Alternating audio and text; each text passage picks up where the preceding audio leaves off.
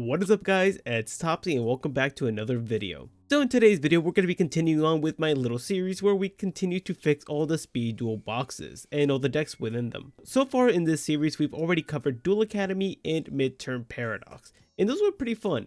And I think I'm going to continue the GX train going because man, I took a look at the original Battle City box and oh boy, I forgot just how bad some of those decks were, and I think I'm gonna need a little bit more time in order to fix up and think of some way of like upgrading those decks. So I figured I'd take the easy route and instead do Duelist of Shadows, my personal favorite SpeedDuel box. In case you're unfamiliar, the premise is quite simple. We're going to be taking each of the individual decks from a given SpeedDuel box, and we're going to try and make them as comparable to each other as possible. So with all that being said, let's get started. Alright then, so first character up we have is Supreme King Jaden with his evil hero strategy. And honestly, this suffers from the same issues that the original elemental hero strategy suffers from, but for the most part it's slightly better just because it has some cool utility cards in the deck. So what exactly is the deck trying to accomplish? Well, essentially, you're trying to summon out your evil hero monsters using a various different amount of spell cards, such as Dark Calling, Dark Fusion, and sometimes Super Polymerization, given if you use the correct skill. For the most part, as I said, this deck suffers a lot from the original issues that the first two Elemental Hero decks we had, which is a lot of these fusion cards are really difficult to make just because a lot of them require very specific materials like Avian Percentatrix, etc, etc.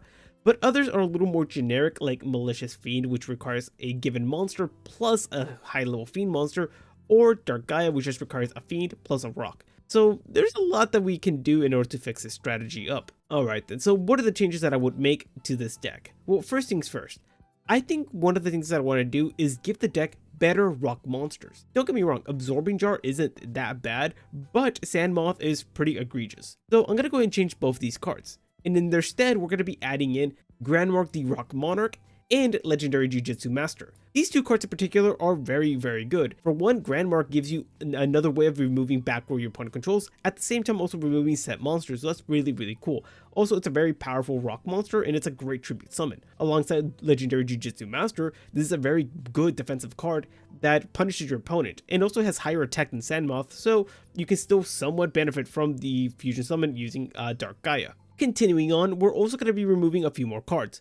The ones that come to mind are Dark Deal, Evil Mind, and finally Dark Ruler Hades. Don't get me wrong, I actually like Dark Ruler Hades, but I found a better way of utilizing the fusion summon mechanic for the Malicious Fiend, so we're going to be removing this. Alongside Evil Mind, I think Evil Mind is neat, but in this deck it's very difficult to pull off, plus it requires your opponent to have way too much setup in order to have any utility of this card. And finally Dark Deal, while I kinda get the idea of this card, but I think it's just too situational, so we're going to be removing all three of these cards. And in their stead, we're going to be adding the following. To replace Evil Mind, we're going to be adding Supreme King Castle. Yes, I think personally this card's okay for speed duels, because for the most part, all it does is modulates attack points, and because it's a field spell, that means it's super easy to interact with you and your opponent. Also, one of the cool things that this deck, this card does specifically, is that it allows you to send an evil hero card from your extra deck or your main deck in order to modulate a monster attack points. This means that you can set up one of your evil hero fusion monsters that you don't quite need in your extra deck to then fusion summon using something like Dark Calling, using that card in the graveyard in order to make your Dark Gaia, well, not Dark Gaia, but your Malicious Fiend a lot easier instead of having to rely on Dark Ruler Hades. And I think that's pretty cool. And additionally, we're also going to be adding a brand new evil hero monster in Evil Hero Sinister Necrom. I think this card is really cool, and specifically in this deck as well, just because it's another target to send off the effect of Supreme King Castle that allows you to then summon cards like Malicious Fiend a lot easier, which is a really cool tribute monster for the deck. And lastly, this is an optional bit, but I would say either add to the deck Drag Down into the Grave and or Foolish Burial. And I feel like these are pretty self-explanatory. Foolish Burial guarantees that you can send one of your evil hero cards to the graveyard that you need them there, while Drag Down into the Grave kind of facilitates that as well, while giving you a draw in addition. And I think it's up to taste as to which card you would prefer. Personally, I like Dragging Down into the Grave a lot, so we'll be adding it in just to spice up the deck a little bit. One last thing that I would change about this deck is that if you wanted to, you could add Evil Hero Infernal Sniper, but this is a little more questionable just because that burn damage does stack up pretty quickly, so up to you. Alright then, next character up we have is Adrian Gecko with his Cloudians, and for the most part, this deck needs very little work done in order to make it actually viable. Actually, you know what? This deck is just viable alone as it is, just because the Cloudian monsters are really annoying to deal with, and if you don't get rid of these cards specifically, they can stack up their fog counters on them to get really powerful effects, such as cards like Acid Clown being able to remove back row, Atlas being able to remove cards from your opponent's hand, and or Zero Stratus being able to remove a monster on the field. So these monsters are pretty powerful. And not to mention, there's also boss monsters such as the Eye of the Typhoon and or Nimbus Man to do massive damage to your opponent. So yeah, for the most part, really good deck. And not to mention that both the skills this deck has access to are really good and just help the deck a lot. Now, what changes would I make to Cloudians? Well, first things first, I think one of the things that I would want to change is the removal of Fog King. I think Fog King is a really cool card, but realistically, we don't need it. Again, we already have multiple tribute monsters in Nimbus Man and or Eye of the Typhoon. Also, Fog King doesn't use the name Cloudian in it, so some cards just do not work with them. Continuing on, we're also going to be removing Turbulence alongside Smoke Ball. Now, I think it's like a really cool interaction that you can have with these two cards, but I don't think these cards in particular work that well in this deck, at least in this version of it. Maybe in a more constructive version of the deck, it will, but in this one, I don't think it works that well. Now for the additions. The first card that came to mind to add into this deck was Cloudian Sheep Cloud. This card in particular is pretty damn great just because it has the ability to special summon 2 Cloudian tokens, which can be used for tribute summonings of cards like Eye of the Typhoon and or Nimbus Man. Also, it does give you a floater on the field in case you need like a slower play for turn 1. So I actually like this card quite a bit for this strategy. Continuing on, we have our trap cards that I would consider adding to this deck. Those being Drain Shield and or Quaking Mirror Force. So one of the big issues that Cloudian has is the fact that all your monsters are fairly tiny, meaning that because they can't be destroyed by battle, you're going to be taking a ton of damage from your opponent. So you need some way of mitigating that. Don't get me wrong, Wall of Disruption is pretty damn great for that, but I think we need one more way of being able to mitigate some of that damage. The two cards that came to mind were 1, Draining Shield, which gives you more life points, and or Quaking Mirror Force, which is the more powerful option. Because Quaking Mirror Force has only been added to Yugi's deck, I'm going to decide to add this one to the deck instead.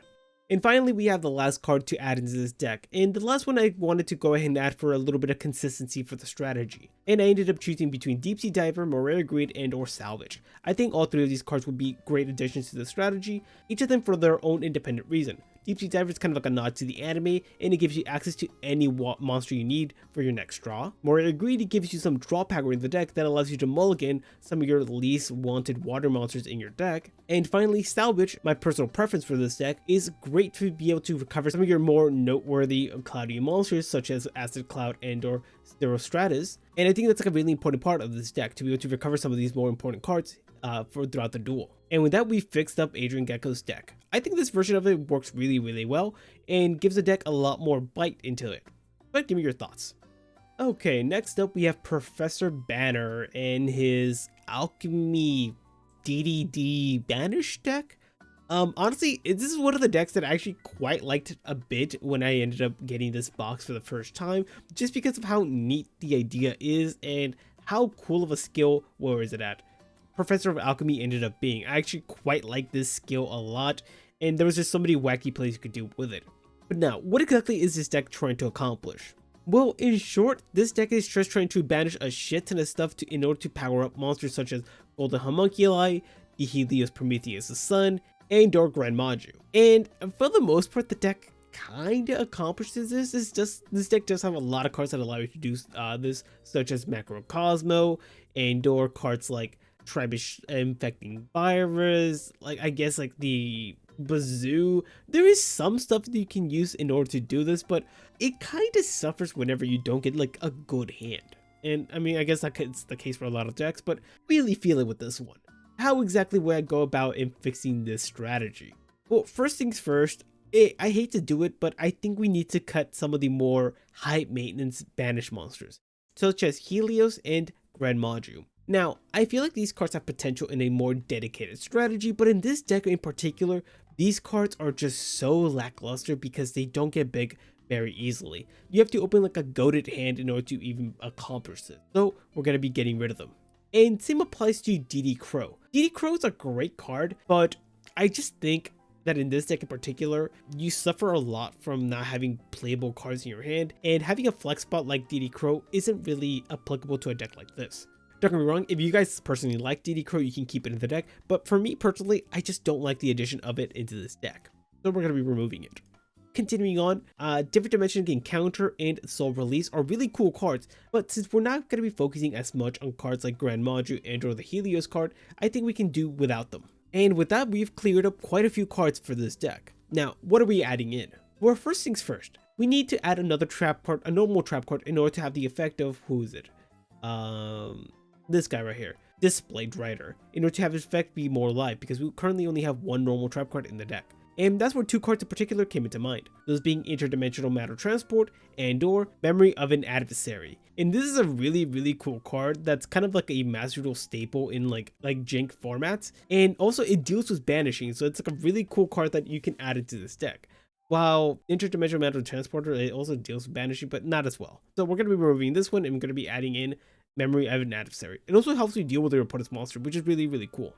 Continuing on, we have another flex spot for the deck being a powerful spell card, and there's quite a few cards that came into mind, and let me just show them to you. So one of the neat things that I thought about adding into this deck was a combination of Nobleman of Extermination and Nobleman of Crossout by removing Galaxy Cyclone, but I don't think that's quite necessary just because Galaxy Cyclone is just pretty good. As for the power spell card for the deck, I'm thinking about either Different Dimension Capsule to get access to a card like Macrocosmo and or any card you need in particular, or DDR, Different Dimension Brain Carnation. And this is essentially Premature Burial for banished monsters, and I think that would have been such a cool addition to a deck like this. And I don't think this breaks anything in SpeedDuel, so that's going to be my choice for this deck. Finally, we're going to be adding in some monsters that give this deck a nice little punch to it. And one of the obvious options for this strategy would have been DD Warrior Lady, one of the cards that is synonymous with SpeedDuels, at least in the early formats, and would do great for this strategy. In that same vein, we're going to be also adding in DD Warrior. Again, another card to deal with problematic monster your opponent may have. Finally, I was stuck between choosing between Kaiku the Ghost Destroyer and or Dimensional Alchemist. In the end, I ended up choosing Dimensional Alchemist just because it fits the strategy better. Professor Banner in this, he's like a crazy alchemist guy. This card has alchemist in the name, and also we deal with banishing cards, and it benefits from banishing stuff, and also it's able to recover you a banished monster if it leaves the field. So that's really cool. And with that, we've fixed up Professor Banner's strategy, and I think this one looks like a banger. It looks so much better.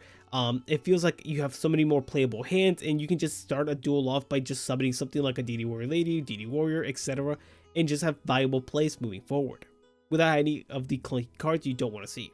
Next up, we have Camula, and oh my god, if you've seen my tier list videos, you know how much I've gushed over the Vampire deck in SpeedDuels.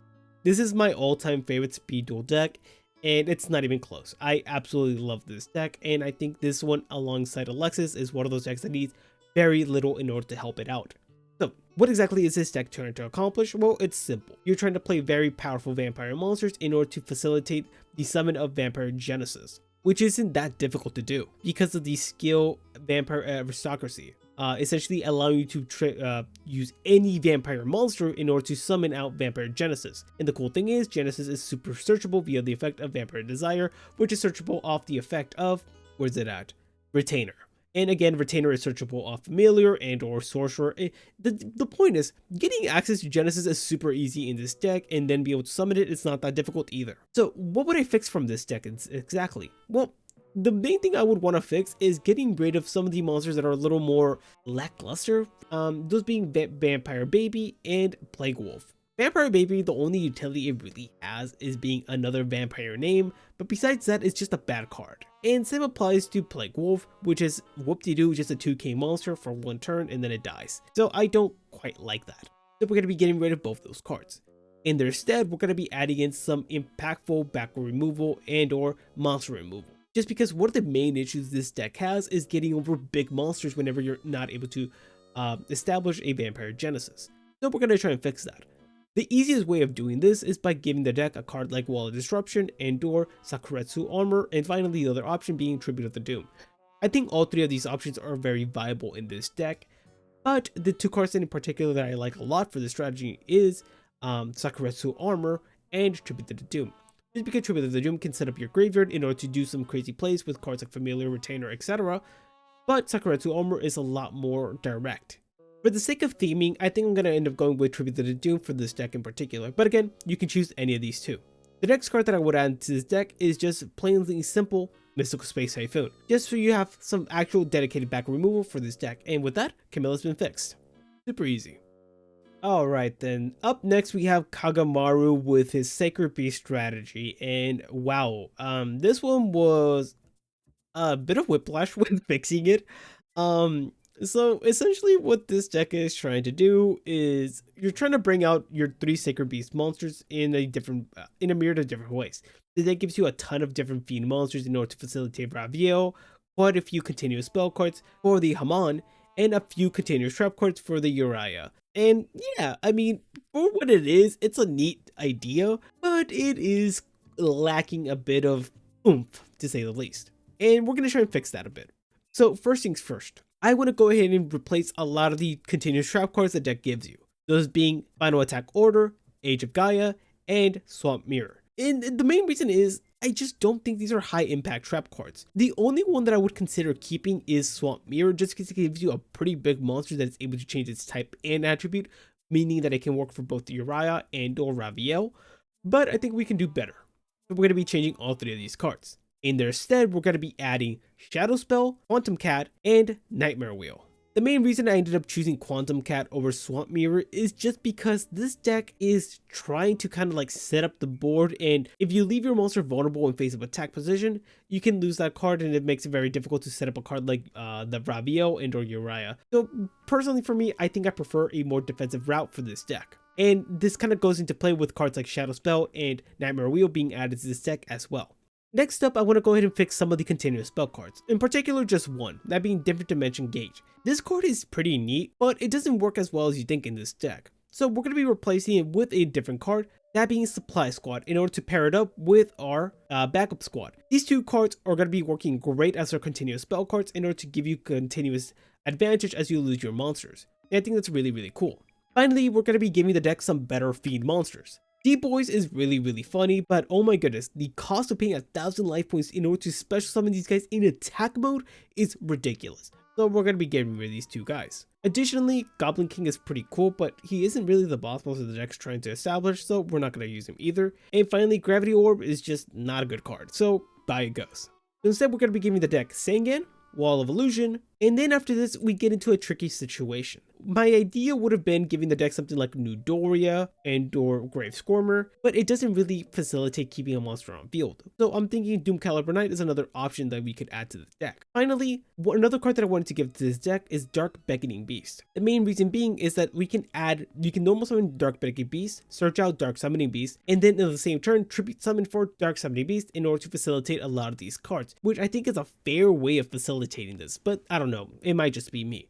But if Dark Beckoning Beast feels like too much, then another option would be Mystic Tomato, which can do the same thing also, but it takes a little more effort. Personally for me, I think Dark Beckoning Beast works too well in this deck. It's also a fiend, so it can do so much for the strategy. And with that, we've pretty much fixed up Kagemaru's deck. Other options that you could have gone with, as I mentioned, were like the Grave Scormer, Nudoria, and or Mystic Tomato for this deck. But another one that came to mind was Shard of Greed, in case you didn't want to play both Backup Squad and Supply Squad. So these are some options to think about. Also, I did end up also throwing in the Armor Tile into the extra deck, just because it should have been in the original extra deck as well. This doesn't do anything for the deck, but I think it's a nice little add into the deck. Alright then, moving on, we have Nightshroud's Red Eye strategy, and this is a really cool deck that for the most part doesn't need that much help. But there is a few cards that I would want to change from this strategy. So what exactly is this deck trying to accomplish? Well, essentially this is just a dragon version of Camilla's vampire strategy. And instead of using vampire monsters in order to special summon your boss monster or Red Ice Darkness Dragon, you're instead using Red Ice cards and or vanilla monsters in order to facilitate the summon, which is a lot more restrictive compared to Camilla's, and I think we can fix that. So first things first, I think some of the things we need to change is some of the monsters the deck has access to. Those being Troop Dragons, Tomb Dragon, and finally Black Dragon Chick. The only reason I'm going to be changing Black Dragon Chick in particular is because this isn't a Red Ice card. All it does is facilitate the summon of Red Ice Black Dragon, and because of that, this card is almost useless in this strategy if you don't have Red Ice already in hand, so it's going to be leaving. As for Totem Dragon, the only card you're going to be summoning off this card is specifically Red Ice Black Dragon, which again, the deck has better ways of doing this already, so we're going to be getting rid of it as well. Finally, we're going to be getting rid of Troop Dragon, not because it's a bad card and doesn't fit the strategy, it fits pretty okay. But for me, the main reason I'm going to be getting rid of this card is because this deck is trying to be being a lot more aggressive, so a card like this feels a little out of place. but that's just my opinion. Finally, I'm also going to be getting rid of Negate Attack just because it's kind of a boring card, and I think there's something better we can give the deck. And with that, we have 5 open slots for this deck to fix up. Now, what would I end up adding in the stead of those cards? Well, first card that came to mind was Red Eyes Retro Dragon as another Red Eyes name for the strategy. The deck is needing Red Eyes cards in order to facilitate the summon of Red Eyes Darkness Dragon, and Retro is just another big monster that has neat effects that don't particularly break SpeedDuel, so I think it works perfectly in this deck. On the same note of talking about Red Eyes names, another card that we added to this deck would be Red Eyes Baby Dragon, which honestly could have been the only addition into this deck, and it would have been more than enough to fix the strategy completely. Lastly, I want to add another monster into this deck, and it comes between Exploder Dragon and or Hunter Dragon. And I think I'm going to end up going with Hunter Dragon just because it's a pretty big monster for it being level 3, but most importantly, it's a vanilla, meaning that we have a lot more options in order to summon out Red Eyes Darkness Dragon in this strategy. And finally, we have 2 slots open. The cards that came to mind to add into the strategy were Dragon's Rebirth, Prideful Roar, and finally Red Eyes Insight. Insight would have been a personal choice of mine just because I feel like this card works really well in this strategy. However, it's extremely strong just because it allows you to add like any Red Eye spell and trap card in the game, which isn't that many to my knowledge. I think it's only Red Eye Spirit. But the main thing about this card is that it allows you to set up the graveyard so well, and because of that, it can be very scary. I can see people's hesitation to add it. But if not this card, then I would add Dragon's Rebirth in order to facilitate the summon of cards like Red Eyes Black Dragon and or Luster Dragon a lot easier. And the other card would be Prideful Roar, just in order to facilitate what Negate Attack was trying to do, but in a more aggressive way. And with that, we've pretty much fixed Atticus's deck. I think this version of the deck feels a lot more aggressive, it feels a lot better, and you have a lot more hands that are a lot easier to facilitate the summon of Red Eyes Darkness Dragon. So give me your thoughts. Alright, then next up we have Tania with her Amazoness monsters, and my goodness.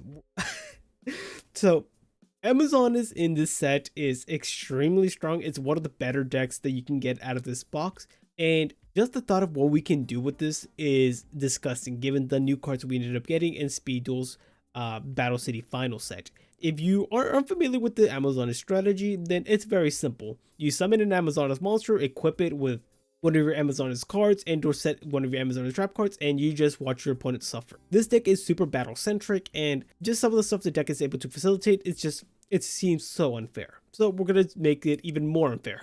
So the changes that we're going to be making are not that many, but they're going to feel very important. First things first, we're going to be getting rid of Battle Survivor in this deck, just because I think it's a cool card for the strategy, but my main issue is the fact that you can't really protect this card in order to get the effect of reviving a warrior from the graveyard, just because your cards don't really work with him. In the same note, I don't particularly like Amazoness Scout that much, so we're going to be removing her as well. In addition, we're also going to be removing Amazoness Spellcaster, just because it's a pretty neat card, but I feel like the effect is pretty, I guess, slow, so I don't quite like it, so we're going to be removing it. And finally, we're also going to be getting rid of Dramatic Rescue, just because I really needed the extra slot, and I don't particularly dislike this card, but it's like the worst one out of what we had available to us. And with that, we're going to be showing the cards we're going to be adding in. So we're going to be adding in Amazoness Spy, Amazoness Princess, Amazoness Call, and finally, Amazoness Onslaught. And it's honestly disgusting to think that all these cards are actually SpeedDuel legal. And just the thought of what you can do in this deck, it's just ridiculous. And with that, we have a brand new Amazoness deck that is incredibly consistent due to the fact that Amazoness Princess, Amazoness Call, and Rhoda are all available in this deck. Meaning that you have so many different plays, and it's just ridiculous what you're able to do. And not only that, but if you're able to establish the Onslaught, you're almost unbeatable. And with that, we fixed Tania, and my goodness, we've created a monster. Alright then, we're now on to our last deck, and that is Titan's Chess Archfiends. Honestly, initially, I thought this deck was way worse than I at first glance, but it has some stuff going on. So what exactly is the Archfiend deck trying to accomplish? Well, essentially, you want to establish a card like Pandemonium in order to protect yourself from burning yourself to death with some of the effects of your Archfiend monsters. But primarily what you're trying to do is swarm the field via your skills in order to apply too much pressure on your opponent and beat them immediately before you burn yourself to death. And the deck is able to kind of establish that given a lot of the monsters the deck has access to, like Archery Soldier, Terror King Archfiend. We also have Shadow Knight, giant orc or Miss Archfiend. The deck has a lot of big beefy monsters in order to establish this, so it's pretty efficient at doing this.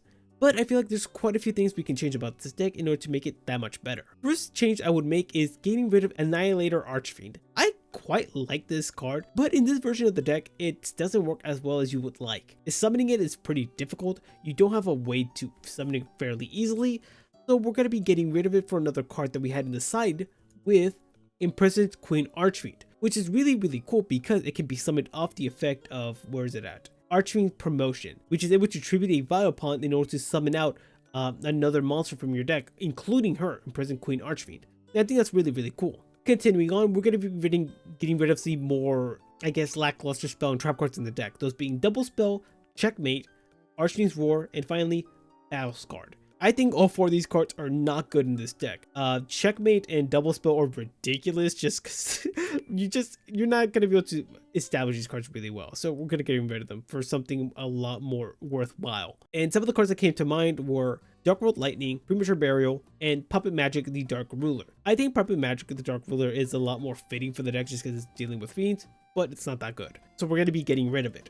In the same note, Premature Burial is the obvious option for this deck, but if you want to have something more Archfiend related, then I would suggest adding Call of the Archfiend into this deck, which is a lot cooler, but realistically, if you want the deck to be better, then you would just add Premature Burial.